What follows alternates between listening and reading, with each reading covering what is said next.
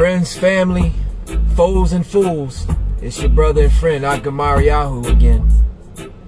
And I want to take a minute to talk to you for real talk about the Holy Spirit for a minute.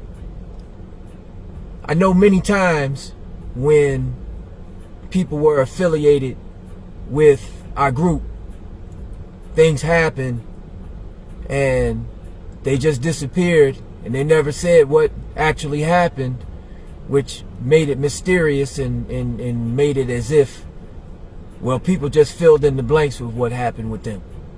Well, I'm going to share some things with you, my people. Let the chips fall where they may.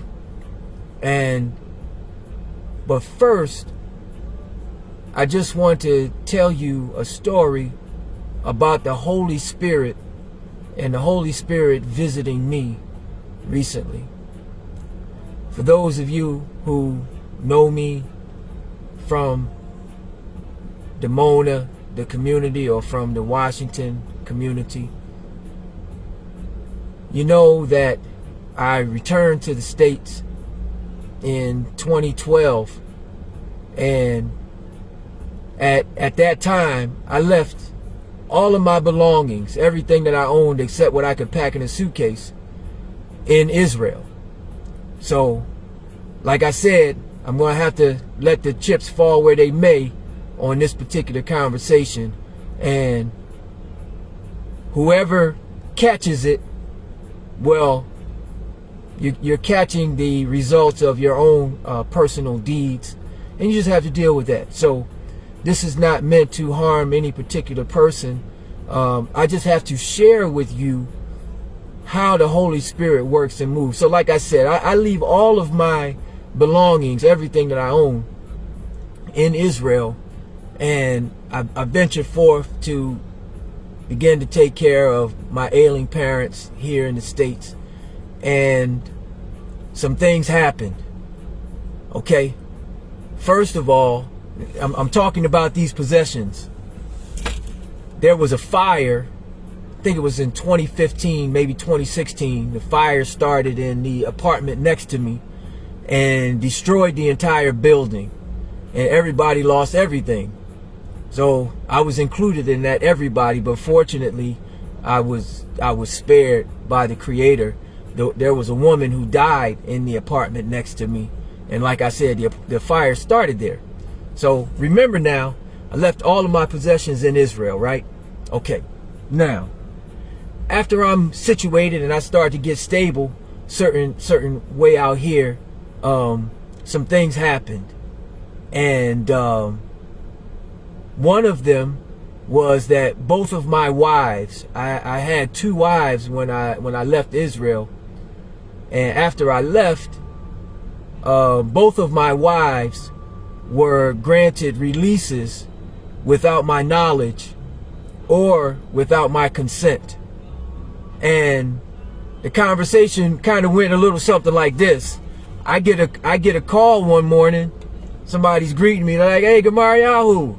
I'm like, "Hey, how you doing?" "I'm great." "How you doing?" "I'm great." It was like, "Did you hear the announcements?" I'm like, "No, I haven't heard them."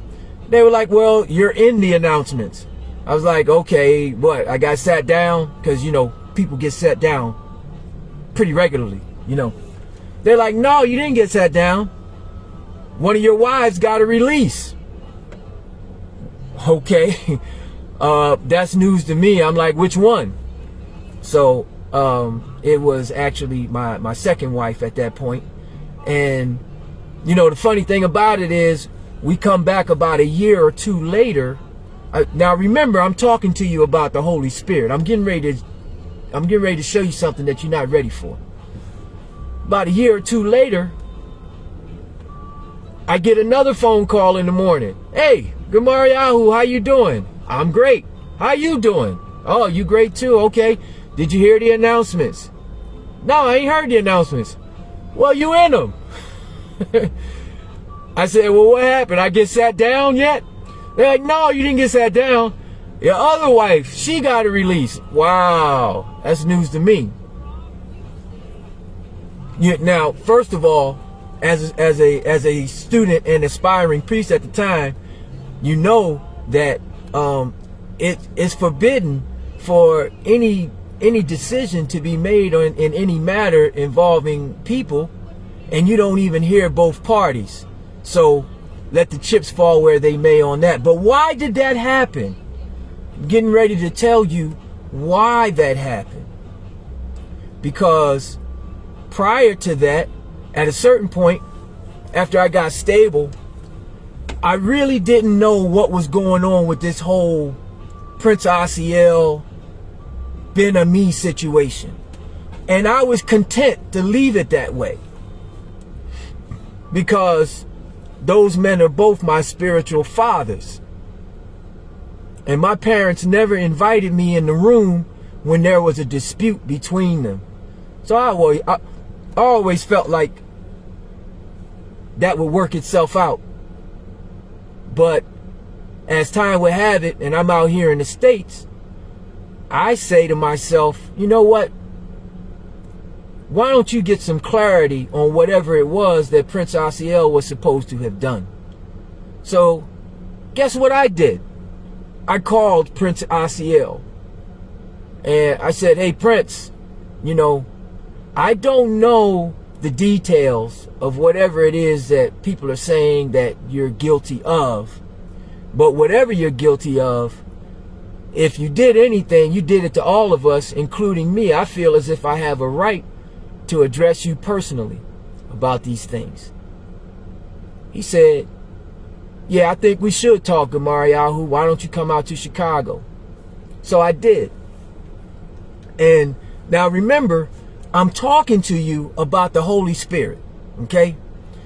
But I'm giving you an entire chain of events to show you exactly how things happen and how they came together, because many of you may have no idea. I'm sure most of you have no idea whatever happened with Gamariyahu. He just disappeared, you know. Getting ready to take you behind the curtain and let the chips fall where they may.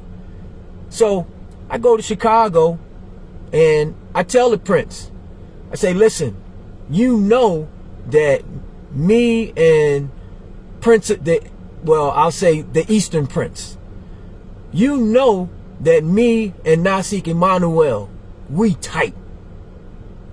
Anything you say to me, Nasik Asiel, you might as well act as if you're saying it to Nasik Emmanuel, because I'm going to tell him whatever it is that you say. He say, I don't have any problem with that, Gamariyahu. Now, for those of you who know me from the community, historically, during the 90s and the 2000s, you know, I worked on the international staff. I worked directly under Nasik Emmanuel. I spent more time with Nasik Emmanuel than anybody on the planet during that season, including his spiritual son, who was an Atur at the time, Atur Yatsilia. I don't know if he's been made a prince yet or not, but I wouldn't be surprised.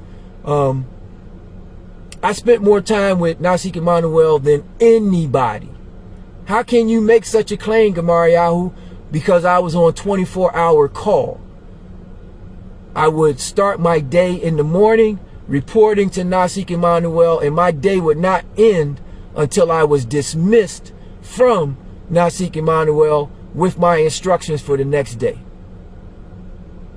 So I'm in Chicago and I'm speaking with Prince Asiel, and because I worked on the international staff and under Nasik Emmanuel, who was our congressional liaison at the time, I knew some things about some things that happened. So me talking to Prince Asiel, I'm trying to make that as uncomfortable for him as I possibly can, because truth crushed to earth must rise again. And I have to tell you that Prince Asiel and I, we had 2 sessions. One session was at Soul Vegetarian at that time, about 2 hours. Then we broke to get something to eat. And then there was another session at his home, probably a shorter session.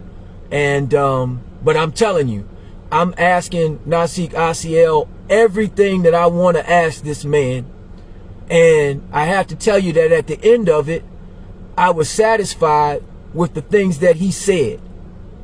Now, I'm getting ready to explain to you how both of my wives were released without my knowledge or my permission. I'm going to explain to you exactly why and how that happened. Let the chips fall where they may. So, in my second session with the great ambassador, we're at his home, sitting in his living room. No, sitting in the dining room at his dining room table. And I open again. I tell him, I say, Prince, you know, me and Nasik Emmanuel, we tight. Anything you say to me, you might as well act as if you're saying it to him. Why? Because I'm going to tell him. So, but I stopped. I said, well, wait a minute, Prince. You and Nasik Emmanuel was tighter than me and him is tight. You mean to tell me that with all of this stuff that happened is you and Nasik Emmanuel have not talked? You mean to tell me that you and Nasik Ram have not talked? All of these men that you raised up? That's strange to me, Nasik. How come nobody ever made intercession for you? How come nobody ever asked any questions? How can we even redeem our brother? These things are strange. They don't make sense to me. So, when I say this to the prince, he say, I would love to talk with Nasik Emmanuel. I say, well, I don't say less. We didn't have that phrase at that time. But in my mind, I was like, I went into my, for those of you who know Prince Asiel, I go into Prince Asiel mode. Because whenever there was a dispute between people, he would get all of those people in the room so that we could resolve the situation, right? I say, Prince Asiel, you sit right there. I'll go call Nasik Emmanuel right now. Because we tight like that. I go into the living room to call Nasik Emmanuel. I don't get him initially. Takes him about 15 or 20 minutes to get back to me because that is our protocol at that time. Anytime that I receive a call from Nasik Emmanuel and I can't respond immediately, he knows that I'm going to call him back as soon as I possibly can, and he's operating at that time the same way. I'm talking to you about the Holy Spirit right now. And so I sit back down at the dining room table with Prince Asiel. 15, 20 minutes later, I get a call. It's Nasik Emmanuel on the line, right? And at that time, I'm not only his understudy, I'm also his bane, his spiritual bane. Prince Emmanuel has taught me a tremendous amount about statesmanship, about real-time politics, not from a textbook, not in a classroom. I'm talking about when we go down there on Capitol Hill, we talking directly with the representatives, with the senators, with the lobbyists, with all of that. I'm not talking to you about theory. I'm talking to you about face-to-face, real deal, how things get done. These are things that most of you have never seen before. Most of you don't even have any idea that these things happen or they exist. That reminds me of another story that I'm going to share with y'all about Prince Asiel that's going to flip your wig because we letting the chips fall where they may right now. Now understand, I'm not angry with anyone. I'm not upset with anyone. I'm at perfect peace. I'm just sharing these things with you because people don't know. And they need to know and understand certain things, because I think if they knew certain things, then things would probably be different. So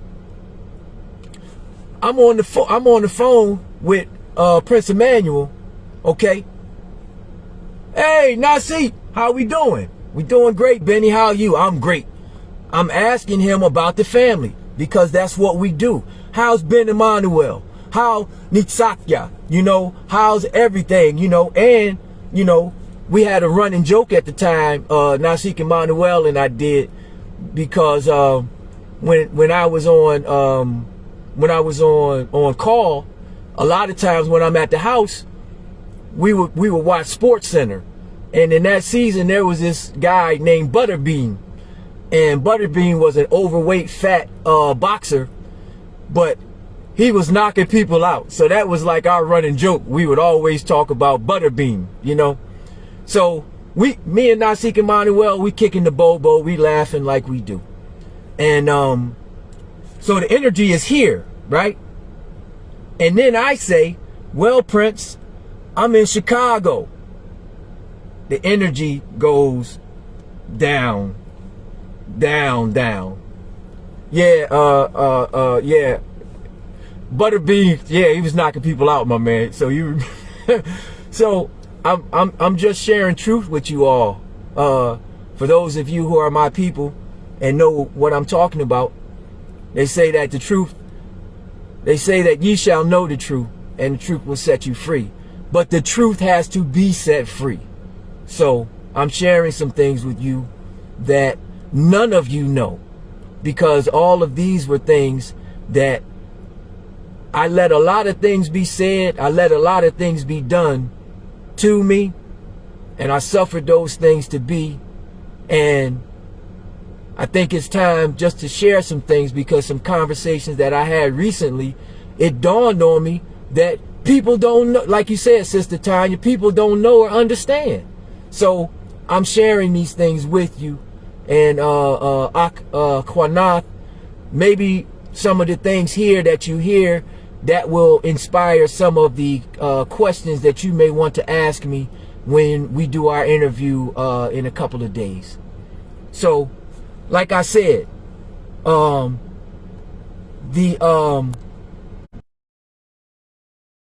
ain't gonna mess with it. I don't want to mess up and cut off the vibration. So anyway, like I said, the energy was high. Energy goes out the window. When I say I'm in Chicago, I say, Abba, you know, I'm here in Chicago because I was hearing some things when I was in Israel about Prince Asiel, but it was never really clear exactly what people were saying he did. Did he steal some money? Did he do what was it? If he stole some money, what money did he steal? How much was it? What was the price that our ambassador could be bought for, right? I want to know. I want to look him in the eye and I want to ask him. So I say, Nasik, I'm here, and I came out here to ask him some questions face to face. And I have to tell you, I didn't agree with everything that he said, but I was satisfied that he told the truth, and that the charges that are against him, I don't think they hold water. Now, whatever the dispute is between him and Ben-Ami, I ain't got nothing to do with that. I ain't touching that. But all this other disrespect that was going on at the time, for instance, referring to a man of Prince Asiel's character and caliber and contributions, not just to Israelites, but to black history, period, but to history. That man is responsible for more African Americans repatriating to Africa than any man in history. Garvey didn't accomplish what Prince Asiel did. The Honorable, peace be upon the messenger, the Honorable Elijah Muhammad didn't accomplish what that man did. Ben-Ami didn't accomplish what Prince Asiel did, because from approximately 1972, I think, until 1994, Ben-Ami didn't leave Israel. So at our strength, the African Hebrew Israelite community was the most advanced organization that black people had known or seen. The Village of Peace was the most advanced organization that anyone had seen. How can I say that? Because we made it back home. We found our way back home, and we established ourselves in our homeland, reclaiming our land, our language, and our culture, and our God. That's the trifecta. Nobody did that, and no one has done that. All due respect to a great man, Minister Farrakhan, and the great things that he has done. But no one has done what his brother, and he knows this, Prince Asiel had done. Anyway, I'm on the call with Prince Emmanuel, remember? Y'all got to keep up with the story now. Don't get lost, because I'm taking you in and out, and I'm taking you in and out of doors and spaces, but I'm teaching you and telling you about the Holy Spirit right now. I say, Nasik Emmanuel, I didn't agree with everything that Prince Asiel said to me, but I accept and I feel that he spoke the truth. And long story short, he say to me that he have not talked to you. I don't understand that. Now see, I say, he say to me, Prince Asiel say to me, that he would like to talk to you, Nasik Emmanuel. Would you talk to him? Now I'm going to put a comma right there. We're going to come back to that. Because you got to understand that for most of my life in the kingdom, nobody but nobody had the access to Ben-Ami that Prince Asiel had to Ben-Ami. Right? For most of my life in the kingdom, nobody had the access to Prince Asiel that Nasik Emmanuel had. I'm telling you what I know. I was there. So it seems strange to me that the two of them, y'all ain't talked. What are we talking about? I say to Prince Emmanuel, I'm getting ready to tell you why and how my wives were released without my knowledge or my consent. Because I took a principled stand on behalf of our Yah, our people, and the truth. I said, Nasik Emmanuel. Nasik Asiel said he would like to talk to you. Would you talk to him? Nasik Emmanuel said, Benny, that means my son, I would not be able to do that. That's what he said to me. I said, Abba, I don't understand that. And you all got to understand, I spent more time with Nasik Emmanuel than anybody. So I don't remember exactly what he said after that, because it was some old political jargon rigmarole that I just tuned out. I spent more time with him than anybody. So don't run that hocus pocus on me. It don't fly. So when he finishes saying that, I go, well, Abba, I don't understand what you saying to me right now, and I don't agree. Okay? Because at the end of the day, brothers and sisters, we got to be men and women of truth, and we got to be willing to stand on principle and let the chips fall where they may. I say, Abba, I don't agree with that. I don't understand it, and I don't agree with it. Now, what I'm about to do, I'm about to step into the office of the priesthood, y'all. How you gonna do that, Gamariyahu? You ain't authorized to do that. Well, when you speak in truth, and no one from the priesthood office have done it, now you are standing in that office. How did you do that, Gamariyahu? What did you do? I asked Nasik Emmanuel a question about the law. I said, Nasik, I don't understand what you're saying to me right now, and I don't agree, but is it or is it not the law for any Israelite that if there's a difference between brothers, they need to resolve that before the setting of the sun that day? And if they cannot resolve it, that they should get a third party to come in and hear the matter, and that their third party is supposed to rule on it, and it's supposed to be done at that point. Is that or is that not the law of the Israelite from the Gan, meaning the kindergarten, to the rock, meaning where Ben Ami resided? Is that not the law of the Israelite from the Gan to the rock, inclusive of me, inclusive of you, Nasik, inclusive of Ben Ami himself? Is it not the law? He didn't respond. And I'm telling you that that was the last conversation that I, who was his spiritual son at the time, ever had with Prince Emmanuel. The next time that I saw him, I was standing in the D.C. Federal Circuit Court, and he was suing somebody for $13 million. He was suing Baruch for $13 million. We saw each other. We didn't speak. We did not. It was a very interesting exchange too, because after all of the court proceedings, as fate would have it, we ended up just me and him. I was going one way and he was going the other. We saw each other, looked,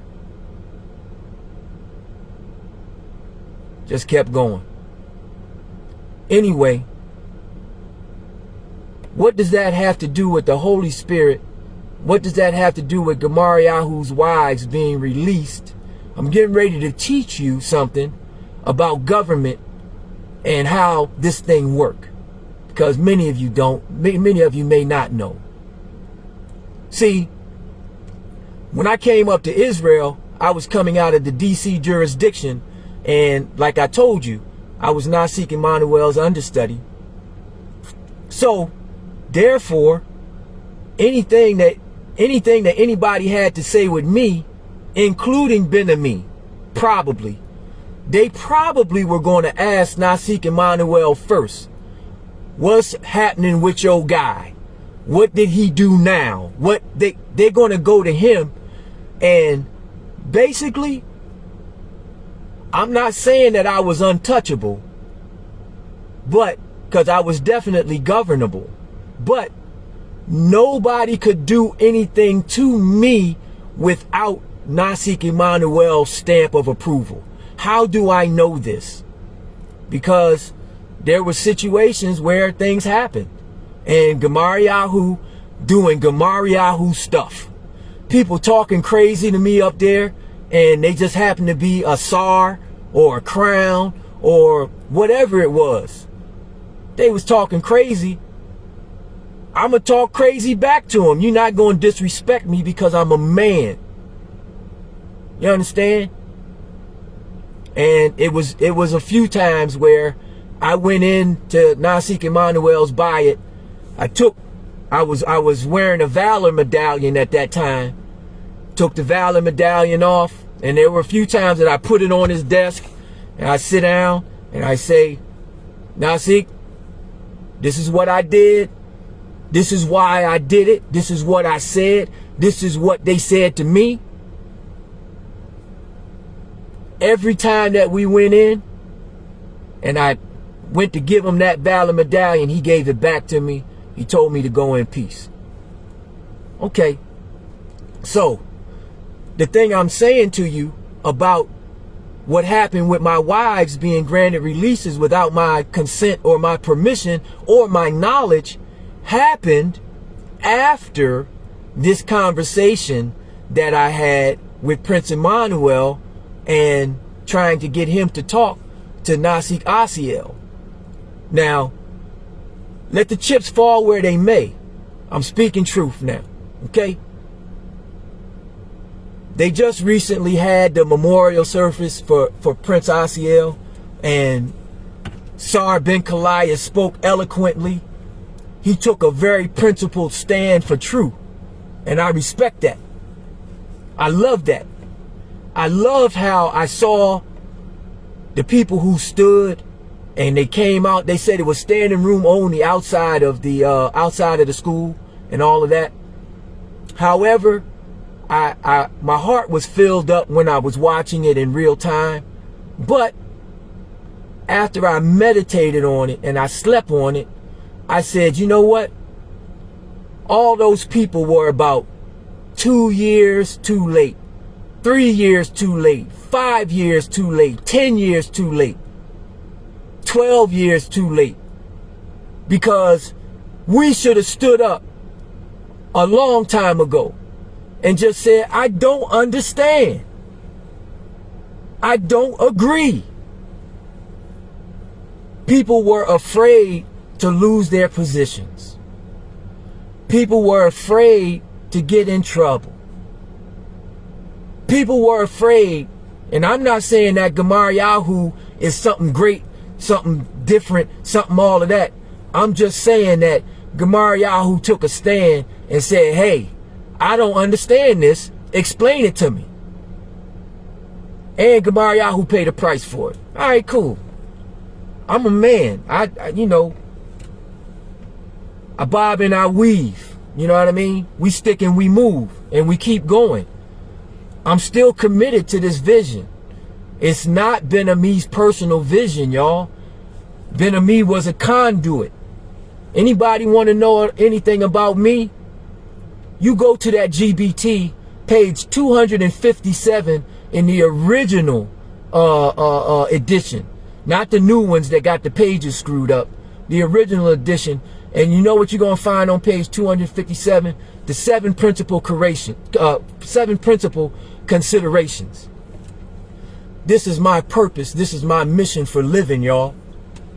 And it ain't over until we win.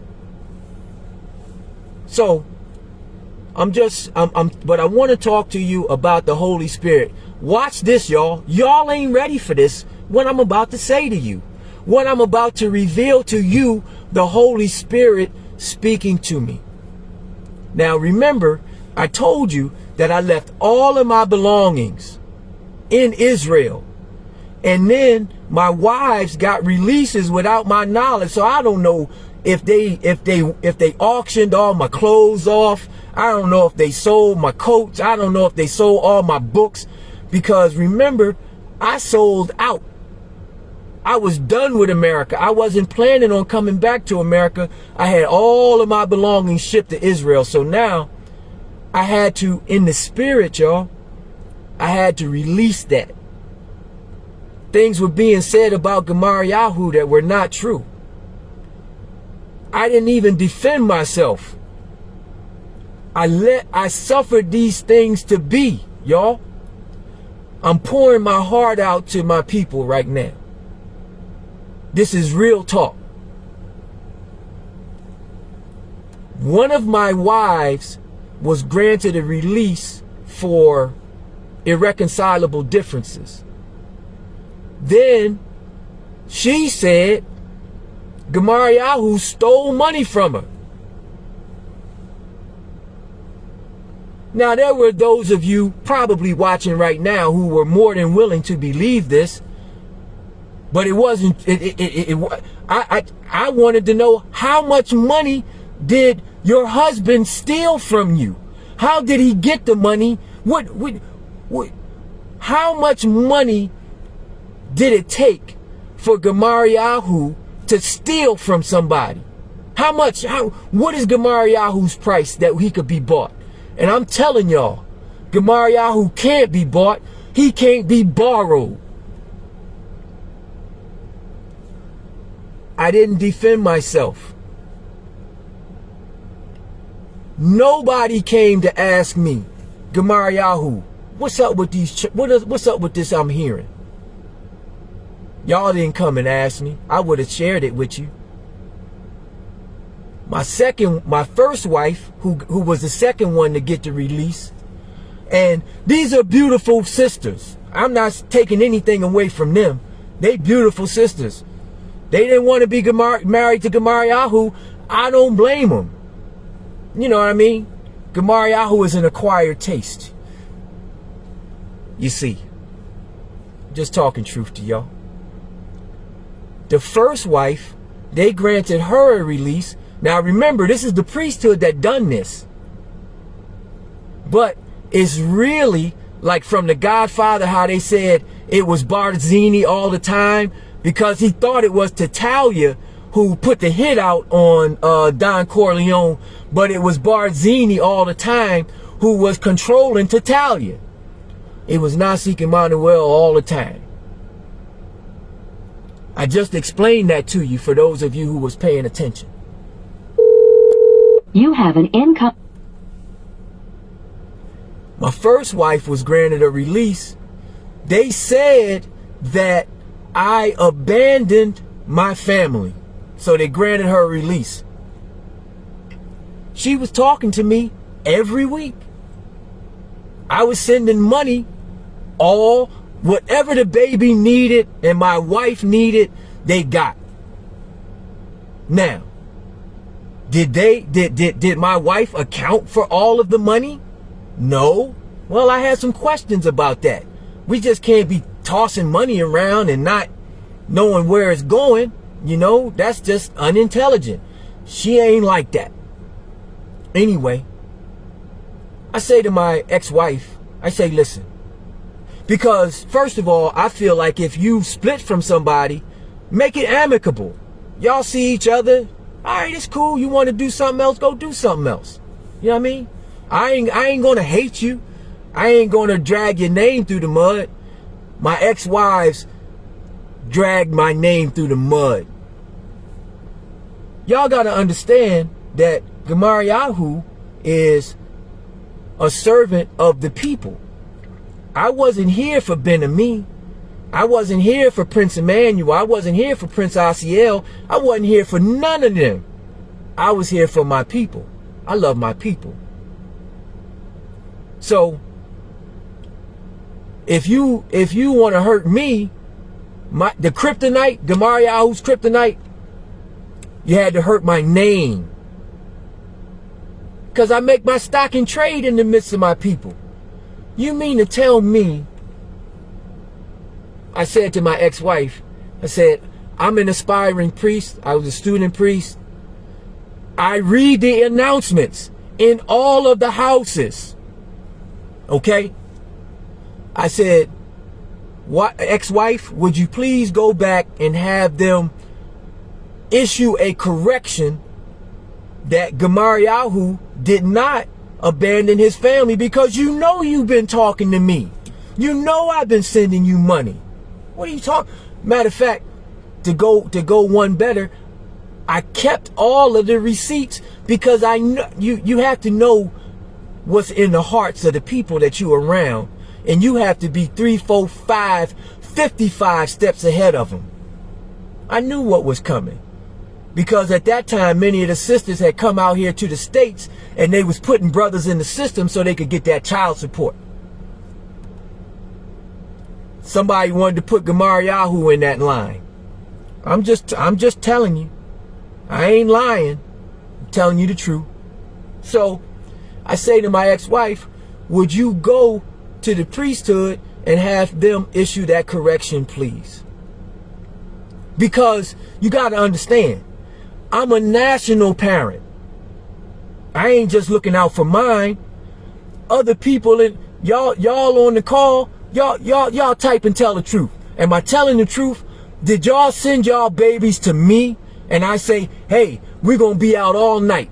We're gonna pull the tents out and we're gonna be camping over here? Or did I not serve the youth on the move and give all? I mean, I'm a national parent. I said Nil Ra. I'm sorry, I ain't mean to say her name. I said ex-wife. I said ex-wife. Would you please go to the priesthood and have them issue a correction? You can't have people saying that Gamariyahu would abandon his own daughter. That Gamariyahu would abandon his own daughter. She refused, y'all. She said she wasn't going to do it. I said, wow. Wow. Wow. Okay. What I'm saying to you, one of my ex-wives was saying that I stole money. The other one said that I abandoned family. So I'm sounding like a pretty bad guy right now. I made a decision, y'all. I released it. I didn't defend my name. I didn't utter a word. Whatever those of you who had something to say about Gamariyahu until this point right here, right now, cool, cool. For those of you who took some type of satisfaction or joy in that slandering Gamariyahu party, fine. I don't like you either. But I'm talking to you about the Holy Spirit right now. Y'all not ready for this. Ben Kai, my brother's on the line now. I might start cutting up. But y'all not ready for what I'm getting ready to tell you about the Holy Spirit. If you following this story now, I'm telling you that the Holy Spirit sent me a message. Not me making this up. I'm telling you that, remember I was talking about my belongings that I didn't know if my ex-wife had sold or burned or, you know, whatever, tossed in the trash. For some odd reason, there were some Echo shoes that my former sister-in-law decided to bring to the States to me. Okay, cool. I don't have any Echo shoes now. You know, I brought what I could, and the things that I brought, you know, I lost those in a fire. Okay, cool. I'm thinking it's some shoes that I had. So my former sister-in-law, she travels back to Dimona months and months and months past. My daughter, she fixates on the Echo shoes. And one of these last times that y'all saw all of those pictures that I took with her when I was in Chicago recently, within the last month or 2 months, she say, Abba, I got these Echo shoes here that belong to you. I'm going to give them to you. Oh, man. Wow, baby girl. That's great. I'm telling y'all, y'all not prepared for what I'm getting ready to say. Those of you who know this kingdom, those of you who lived in Dimona, those of you who know about the Meek Lot, those of you who know about Atur Godel and Imas Qanath and Hagibor and all of these legends and all, y'all ain't ready for what I'm getting ready to say to y'all. The Echo shoes, right? There's no way that these shoes should have gotten to me. No way. My daughter have them. First time I go there, I see her, she forget to give them to me. Second time, she make a special trip to go get them. Second time I was there, this was for Prince Asiel's funeral. She give me the shoes, and I realized that the Echo shoes, they don't have soles on them. Because y'all know, for those of y'all who from Dimona, you got to go to Halaliel HaKohen to get the soles on your shoes if you want them done right. That's just the reality of it. If I'm lying, I'm flying. I don't have wings. So, y'all not ready for what I'm about to say. Those of you who love the people and love the kingdom, y'all not ready for this. Because I wasn't ready for it.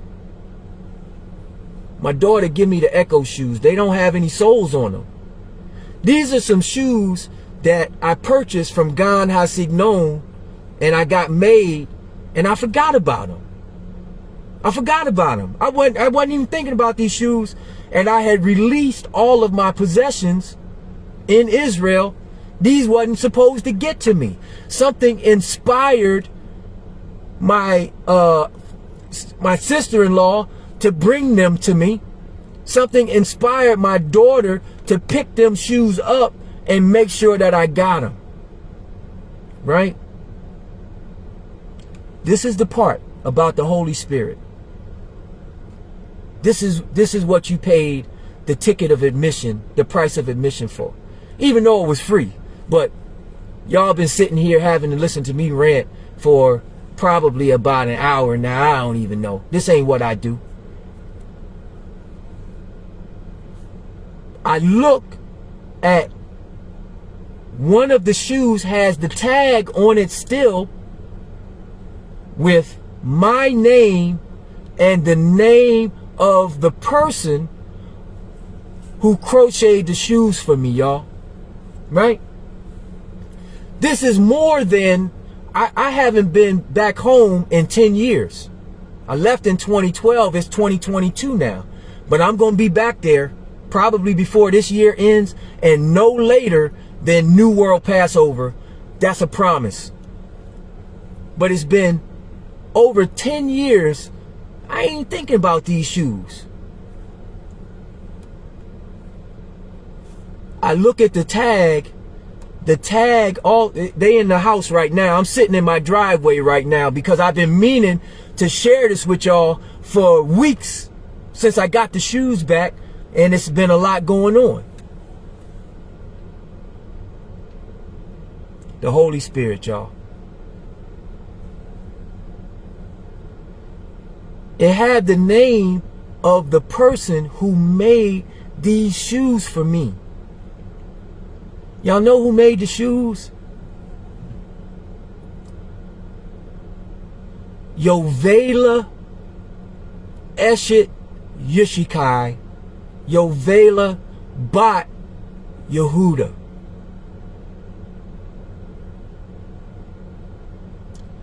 Those of you who don't know what that means, to those of us who love this, y'all got no idea. I'm talking to you about the Holy Spirit sending Gamariyahu a message.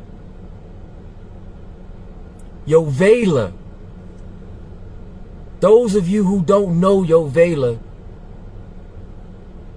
she was a kingdom product, a national servant, a national parent, a teacher, a dedicator, an incredible sister, an example of the kingdom product winning, us winning. We can win if we get some more like that. So I said, wow, what is Yovela trying to say to me? What is the Holy Spirit trying to speak to me? I reach out and I say, I need to do. Now, I'm telling you, I don't have all of it right now, but I got some of it.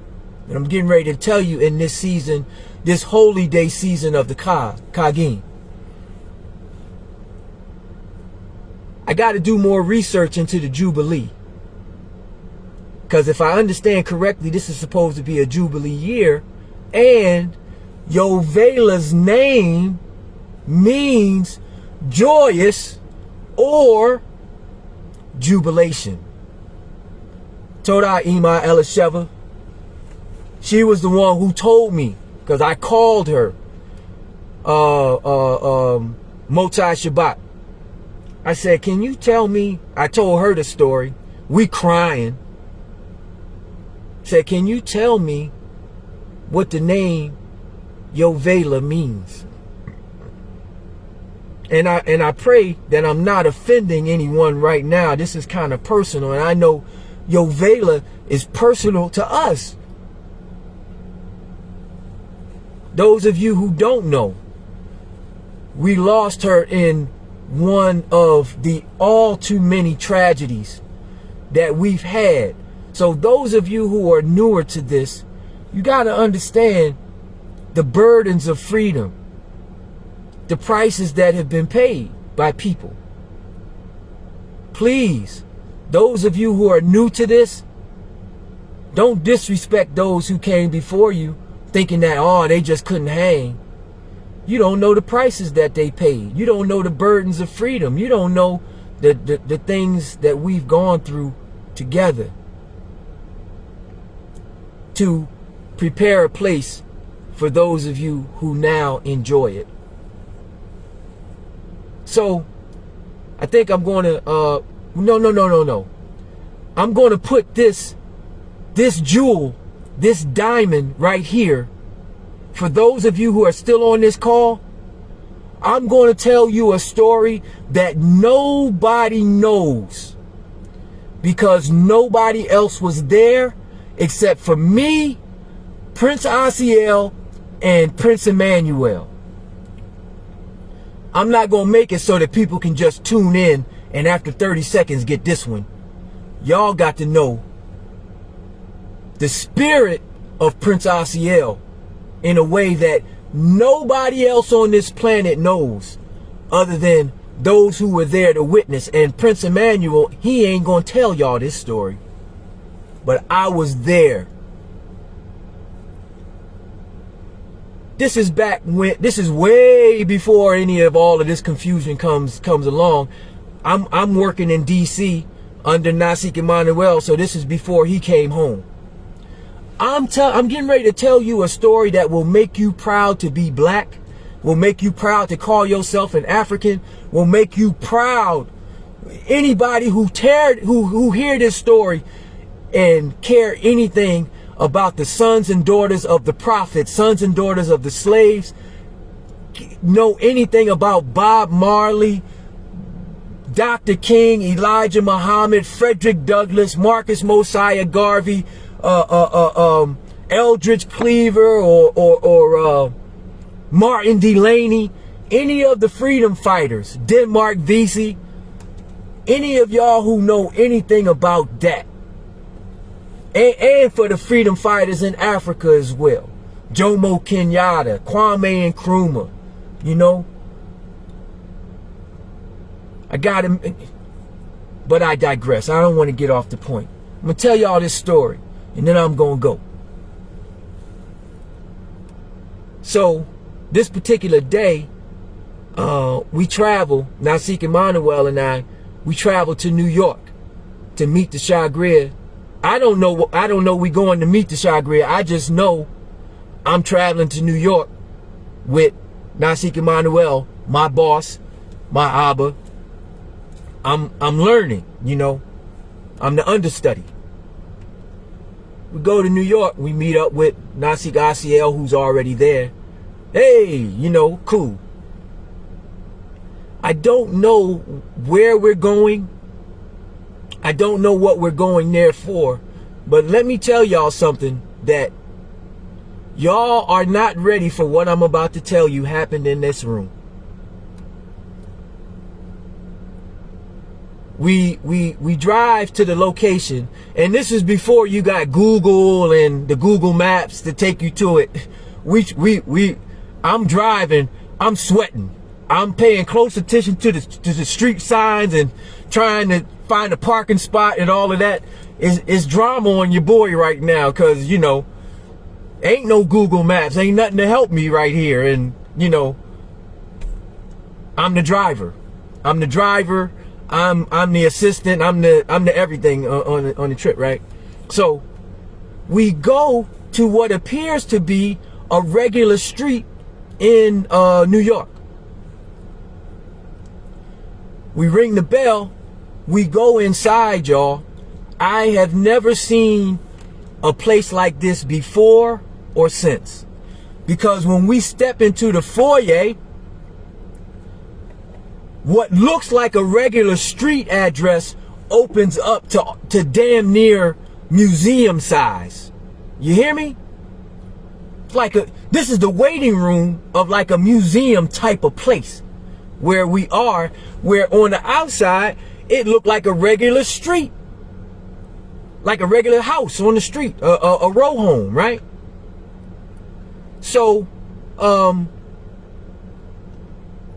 I don't know that when we go into this room, so somebody comes out to meet us, they take us into this room. This is myself, Prince Emmanuel, and Prince Asiel. We the only three there. We go in this big room with a table. It's three of us sitting on one side. Nasik Asiel sitting in the middle. Nasik Emmanuel is on the far left from me.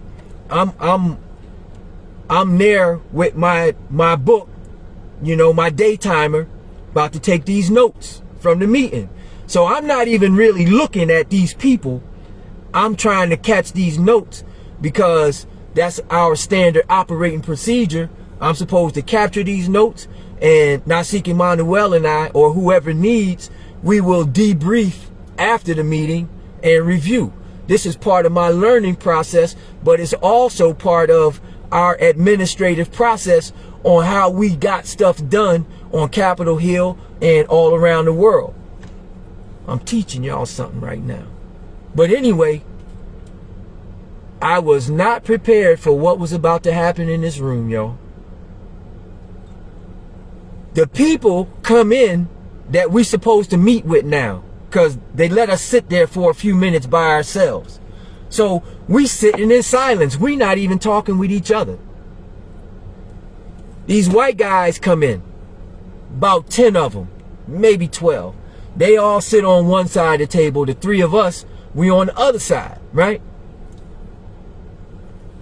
Turns out that at this time, these are the current, the then representatives of all of the top Israeli Jewish organizations on the planet. Okay? This who we sitting with, talking to. All of them. You name them, they in there. All of the top power brokers in the Jewish world, the representatives of those organizations, and myself, Prince Asiel, Prince Emmanuel. I don't know what am I doing in this meeting, y'all? Surely I'm not supposed to say nothing to none of these people. But let me tell y'all what happens. But I'm just saying, you know, some of the things that I have witnessed on this journey, and I wouldn't take nothing from my journey, y'all. I wouldn't trade a thing. Some of the things that I have witnessed defy the imagination, defy logic. This is one of those times. But you got to understand something about me, is that Ben Ami's name means son of my people. In that regard, I am Ben Ami. I'm a son of my people. I know the history. I know the continuity of what came before and what we did during and what has come after. I'm saying to y'all that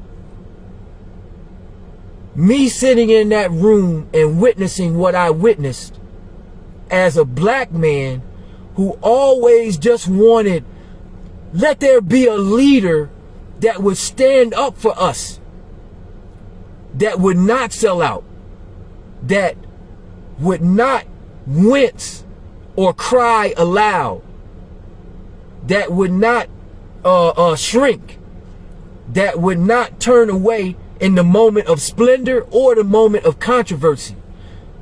I'm telling y'all about an indomitable, unconquerable spirit right now. I'm talking about a spirit. So, we got these 10, 12 representatives of all of the Jewish all of the worldwide Jewish organizations sitting across from them, from us, myself, Prince Asiel, Prince Emmanuel. One of them, he opens the meeting, he says in a very arrogant tone, so, What can we do for you today? Now, remember, I'm here with pen and pad. I don't see what's happening. I just hear that statement. So what can we do for you today?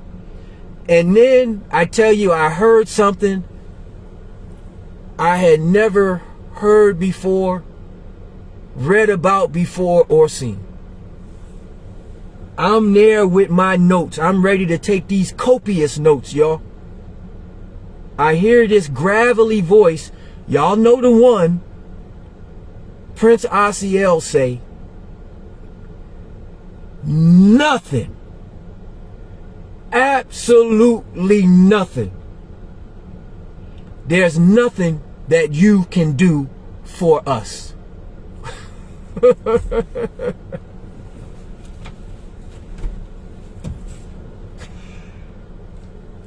I'm like, shut the front door. This man done came in here with all of these Jewish organizations, and he start the meeting by turning over the damn table. I don't know where we about to go, y'all, but we on our way. This roller coaster we on, no joke. And I'm telling you, any of you who identify with the story of the freedom of African folks worldwide or in the diaspora, when I reflect on that meeting, I walked out of that meeting being proud to be a black man. I walked out of that meeting being proud to be an Israelite. Walked out of that meeting like, yes. Because there were a whole lot of leaders that I thought might stand up. You know? And there were a few. But I ain't never seen nothing like this before. So the guy asked very arrogantly, what can we do for you today? Prince said, nothing. Absolutely nothing. Less than nothing that you can do for me. I came here to help you because we moving around and we talking with some of our friends, and our friends is telling us some things that you're saying to them. So we came here to help you to make sure that you don't come into conflict with us, because we don't want you tampering with these projects that we have going on. So we need to come in here and clarify who we are and what our position is, so that we don't have, so that we understand each other clearly and we don't have no conflict between us.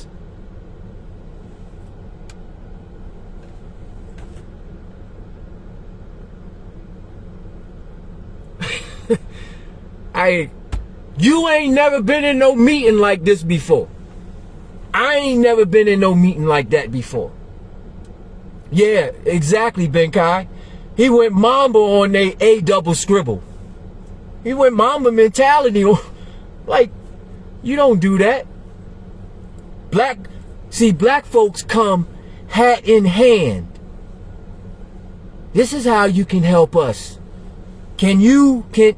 Would you please, a crust of bread, more water, sir?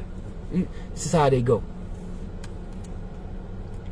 Prince Asiel then proceeded to give them a class on us, who we are, how we got free, what we have done. I mean, he covered everything from politics to business to spirituality, and gave them a lesson from the Qanath as he was doing it. Y'all know the prince. Those of you who shunned him, those of you who called yourself his children, Those of you who he raised up, those of you who he said was a czar, those of you who he said was a prince, those of you who said he was a crown, y'all don't know that man. Y'all don't know that spirit. And if I'm wrong for speaking these things, we used to have a saying back in the fraternity when I was in it. We used to say F, and this particular phrase have served me well in my adult life. And I pledged that fraternity 30 some odd years ago in 1988. We used to say, and you all can use this, you remember this, you got this from Gamariyahu, F them if they can't take a joke. At the end of the day, if we couldn't work things out, we just be like, forget you if you can't take a joke. Now go take that and be quiet about it over there. I wanted to share that with you because I just wanted to talk to you about the Holy Spirit. I had to touch on all of that, and then the Holy Spirit spoke to me and said that I should share that with you, something that no one have heard unless they heard it from me. Because Prince Asiel, he never told the story. It didn't serve him to tell the story. That's just what he did on a daily basis. But I'm telling it, let the chips fall where they may. I'm talking to you that we all need to study and do a deep dive in terms of this Jubilee. We're going to need to go deeper than we ever have before, which is what I intend to do as well. And I'll share that information with you. But to have Yovela's spirit and that name come to me in a way that it never could have naturally done, and her name to mean joyous but also to mean jubilation and jubilee, I think that we should dive deeper into that. And I know that I've said some things in this presentation that don't look good for certain people, but we all have to suffer or benefit for our actions, the good things that we do and the bad. So at the end of the day, let the chips fall where they may.